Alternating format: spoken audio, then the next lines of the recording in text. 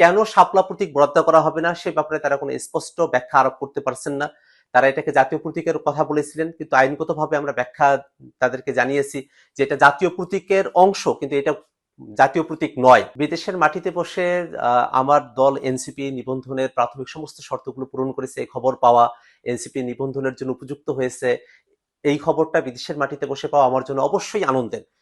আমাদের নেতাকর্মীরা সারা দেশে অনেক পরিশ্রম করেছেন, যারা গ্রাম পর্যায়ে আছেন তারা সদস্য সংগ্রহ করেছেন, কাগজপত্র যেগুলো প্রস্তুত করেছেন সেগুলোকে খুব অল্প সময়ের মধ্যে সেন্ট্রালে প্রেরণ করেছেন।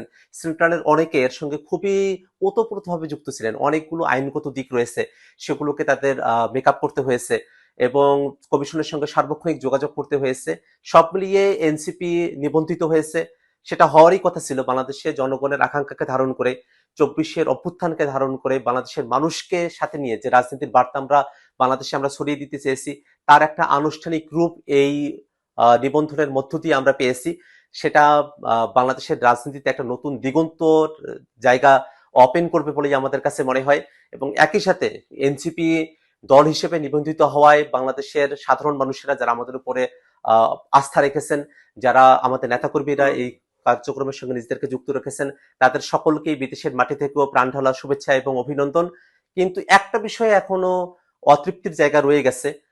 আমরা প্রতীক হিসেবে শাপলার কথা বলেছি, শাপলা, সাদা শাপলা বা লাল শাপলা, কিন্তু কমিশনের তরফ থেকে এখনো পর্যন্ত প্রতীকের বিষয়ে আমাদেরকে আশ্বস্ত করা হয়নি, বরং আমরা নেতিবাচক উত্তরই তাদের থেকে পেয়েছি। কেন শাপলা প্রতীক বরাদ্দ করা হবে না সে ব্যাপারে তারা কোনো স্পষ্ট ব্যাখ্যা আরোপ করতে পারছেন না।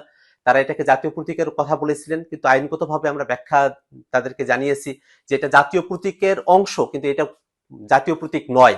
অতএব শাপলাকে প্রতীক বরাদ্দ করতে কমিশনের কোনো বাধা থাকতে পারে বলে আমাদের মনে হয় না। সে জায়গায় কমিশন যেন এই জায়গায় একটা ইতিবাচক সিদ্ধান্ত গ্রহণ করে দল হিসেবে এনসিপি কে শাপলা প্রতীক বরাদ্দ প্রদান করে, সেই আহ্বান তাদের কাছে রাখতে চাই।